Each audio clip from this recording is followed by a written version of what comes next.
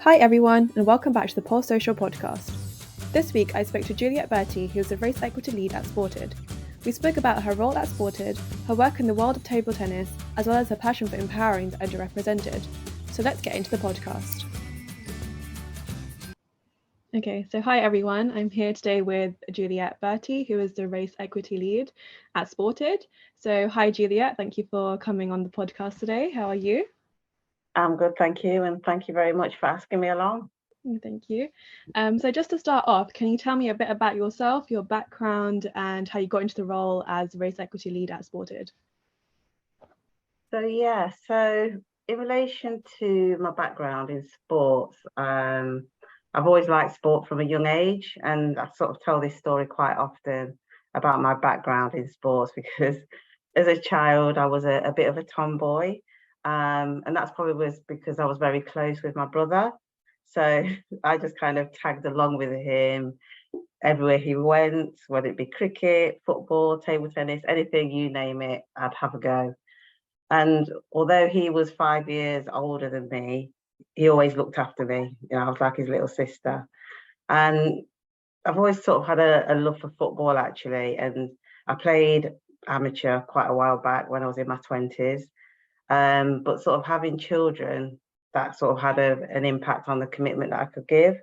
And also the same with other team members, you know, it had an impact on their commitment with other things that they had going on. So the team, unfortunately, did fold. And to sort of keep my hand in sports, my employer, which was previously the civil service, had a couple of like sports clubs within the civil service. One was called HASRA, which was for only certain departments could be part of that. And then you've got the Civil Service Sports Council, which covered the whole of the civil service. And what I really liked about these clubs were they welcome people, no matter what their ability or level. And I was able to travel to different locations to compete in regional competitions and meet a lot of people across the civil service. So I suppose that was kind of a perk for me in the job. But again, you know, my priorities change. My children always came first. However, I always tried my best to sort of save a little bit of time for myself as well. And as my children got older, I began to focus a bit more on my career. But what I felt was that I didn't quite feel as supported as I needed to be able to progress. So I did actually leave the civil service at that point.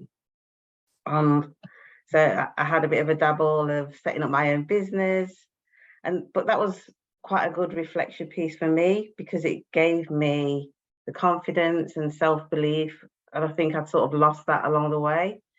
And then I needed to sort of get back into work financially because, you know, setting up a business is a difficult thing to do. So I take my hat off to anybody that's done it.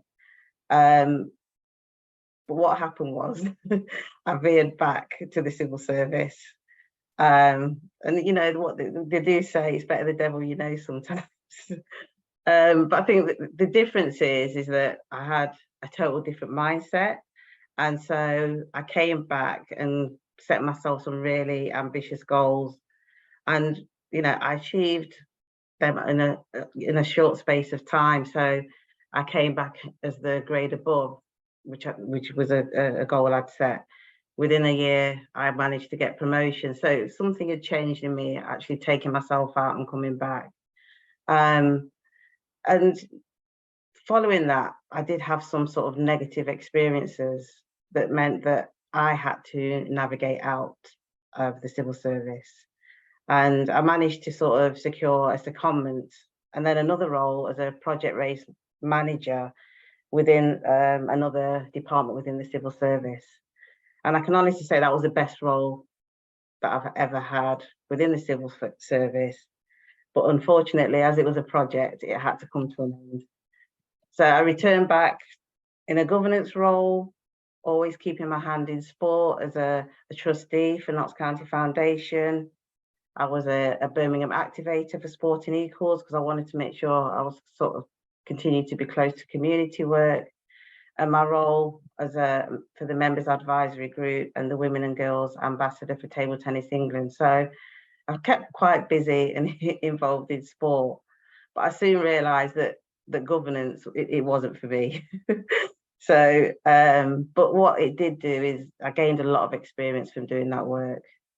So when this role came up for race equity lead, you know, sports, race combined, I was just like so excited about it. It was like the perfect opportunity for me to segue into a different sector, the charitable sector. And I can honestly say it's the best move that I've made, and I have no regrets. So yeah, that's kind of my role and how I got into this role now. Yeah, my background. Yeah, that sounds really incredible. So, as a race equity lead, what are the kind of things that you do at Sported, and like what are the main aims as in your role? So my role as race equity lead is about creating meaningful change within the race equity landscape within the sport for development sector. And my role is about spearheading that anti-racism work for both our network of members that we have, but also Sported internally as an organisation.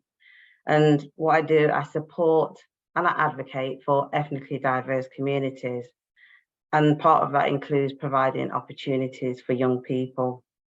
So I'm sort of responsible for implementing a race equity strategy, which focuses on action planning and getting those strategic outcomes. And all of this is done, you know, with an intersectional lens. So I will work with a disability lead and the wellbeing lead. So we've got those paths crossing over. But my main sort of goal in this position is facilitating the growth and the mobilisation of an independent Black Leaders in Sport network.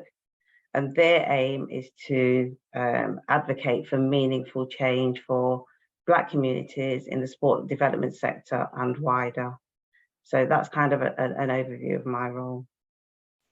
Yeah, amazing. So you also achieved the bronze trailblazer status through the Race Equality for taking significant steps for meaningful impact on tackling racial inequalities. Yeah. So can you tell me more about this and how you kind of achieved this?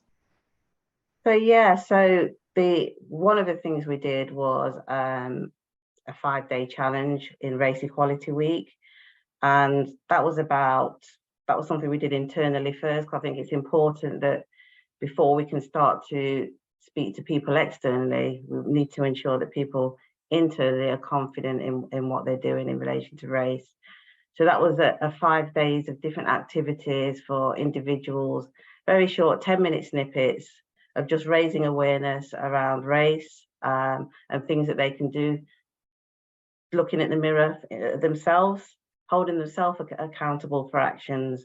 And then at the end of that 5-day, there was something called the Big Promise.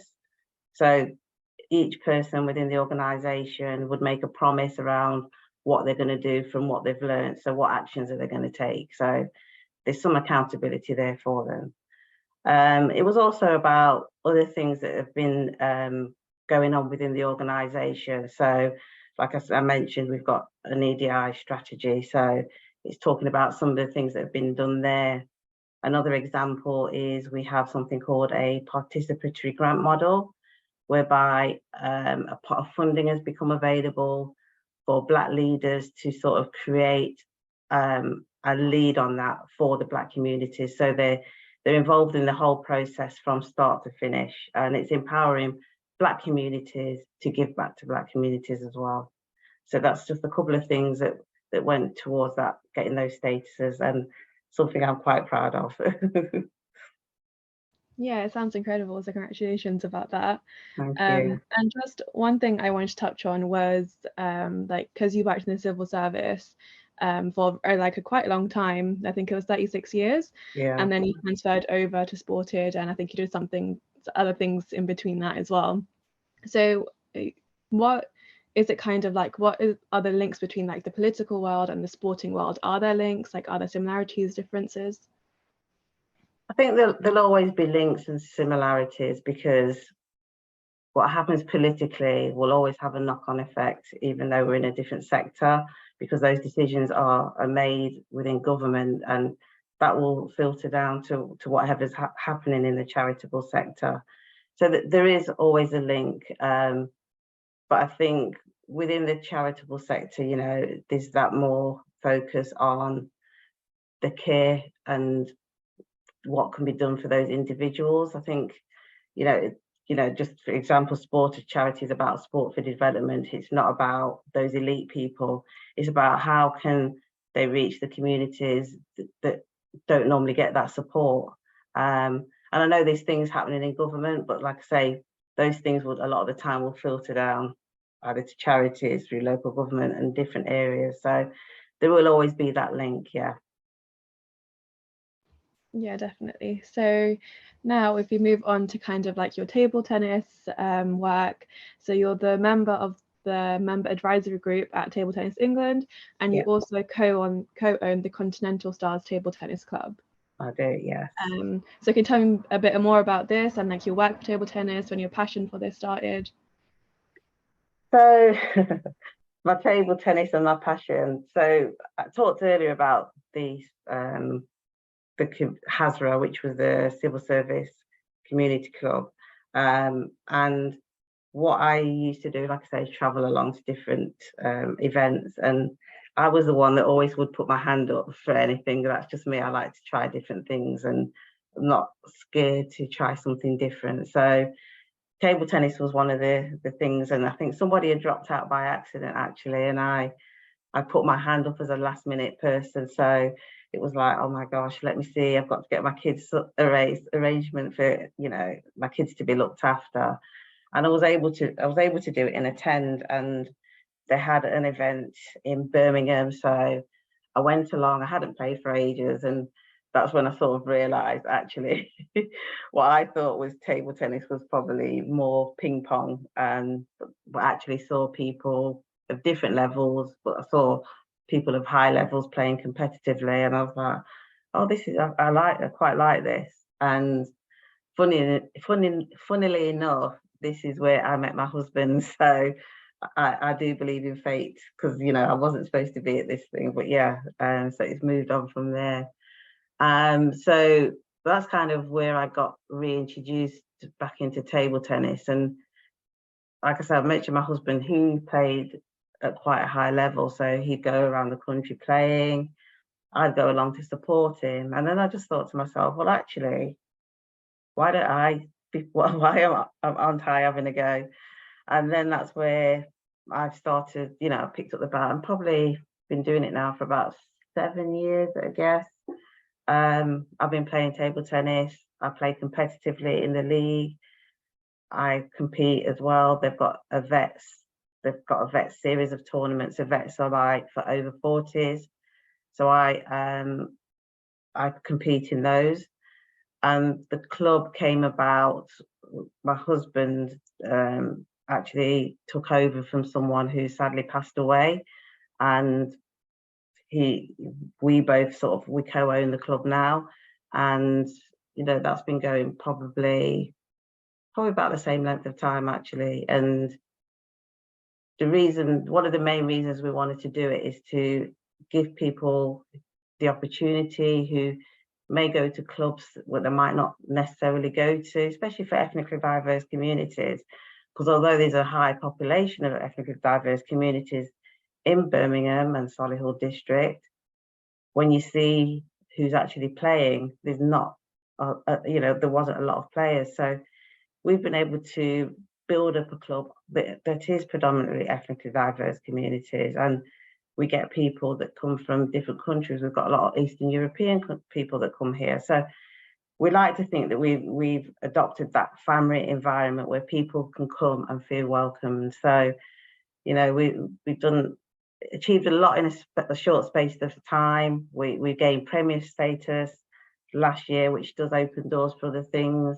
We were part of the Commonwealth Games roadshows, and we involve all the members in the things that we do, and you know it's just great. So when we got Club of the Year, it was something that we're really proud of, and we just want to continue growing from strength to strength, really. Yeah, definitely, that sounds amazing.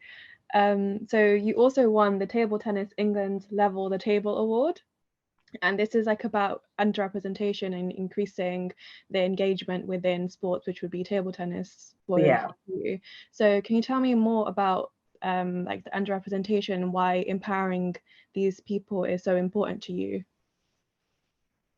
I think it's really important because I'm a great believer when you hear people say you've got to see it to be it. And if you don't see anybody that looks like you in those decision-making places or things like that, you've got nothing to strive for. So I try and make myself as visible as much. And this is probably one of the main reasons I get involved in things like this, because I want to show others, I want to try and role model to others that don't think it's not achievable. It is. I put myself forward for the Women and Girls Ambassador for Table Tennis England just for that same reason. And one of the things sort of I was involved in was as part of the members advisory group was there was a project, a diversity and action group project, and this was around reviewing the current diversity action plan. And part of that, I co-led a ethnically diverse working group, and that involved consulting with some members, which had never ever been done, just to sort of hear their voices, give them a voice around how they felt about things. And this helped to forge those targeted approaches for solutions. And from that, a new diversity and inclusion strategy was created, which I helped advise on. And that launched successfully. And that's sort of a snippet of the involvement and some of the work that I'm involved in as part of that members advisory group. Yeah, amazing. So with like the underrepresented groups, what do you think are the biggest issues and like challenges and barriers they face when coming into the sporting world, and how do we as a community and as individuals overcome these? So the barriers that they face coming into this world, I think sometimes it is about being accepted, but also it's also coming into some arenas where they might be that only person. It's how can clubs and different organisations, what can they do to make people feel part of it, even if they might be that lone person. And that's such a key thing from that minute they walk through that door. And like I said before, I think that's one of the reasons we created our club. So if people don't feel that they've got that opportunity, then we enable that for them. What was the second part of the question? Sorry. Just how we then overcome this, or I guess as you were saying, creating opportunities then. Yeah, creating opportunities. And I thought it's also about raising the awareness. And again, well, like I said, making sure that there's individuals with those lived experiences at those decision-making tables, because they've lived it, so they understand it, whereas other people might not be able to, so they can give their perspective of how they might have been impacted or how it might impact others that are from their background or their culture. Yeah, definitely. So just kind of to end off, the last question I have for you is that you say you want to challenge the status quo, be authentic, open and honest, and set high parameters to enable real change. So how do you hope to achieve this going forward, and why is sports so pivotal within this change? Oh, that was a long question. Can you repeat it for me? So basically, just how do you hope to achieve change in the future, like real meaningful change, and why is sport so important within this? So I hope to achieve, I mean, it's a big question about achieving meaningful change, but I hope to sort of keep continuing contributing to gaining racial equity, because I think for me that's something that I feel very important and I feel very passionate about. And again, because I don't think it's something that's going to be achieved overnight or even in my lifetime.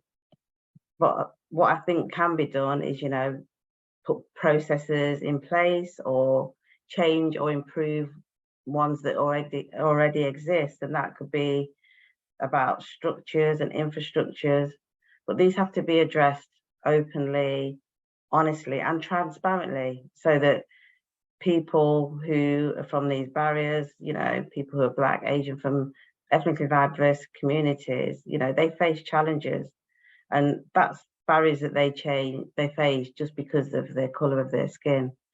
And sometimes, you know, there's that acknowledgement that needs to be done, that everybody isn't on the same playing field to start with. So things need to be put in place so that we can achieve those equitable outcomes. So what I'm really trying to say is in simple terms, is to ensure that, you know, that we have the same level playing field, that those that face the barriers and the challenge, we need to put things in place for them. And that, some people might see that as giving preferential treatment, but it's not, because they're sometimes the people not facing the adversity, so they don't understand, you know, how it makes people feel when people like myself feel, you know, as a Black female, we face adversities on a daily basis just because of the color of our skin. So for me, you know, it's about fairness and just showing individuals and people that they actually care. And yeah, so it's those things for me. I don't know if I covered off everything that I needed to in that question. Yeah, no, it's a good answer. I think the work that you already have done is so amazing. So I think if you carry on doing stuff like this, it hopefully will be achieved at some Thank point. you. So that's all the questions I have. Is there anything else you want to add? No, I think that's everything that I've Yeah, covered, and yeah, I'm just glad to be part of this and raising yeah, the definitely. awareness. Like I said, that's my main aim, to be able to sort of empower others to know that they can do the same. Yeah, definitely. Thank you so much for joining me. It was a really interesting discussion. It was really lovely to talk to you as well. So Thank thank you. you. Thank Bye. you. Bye.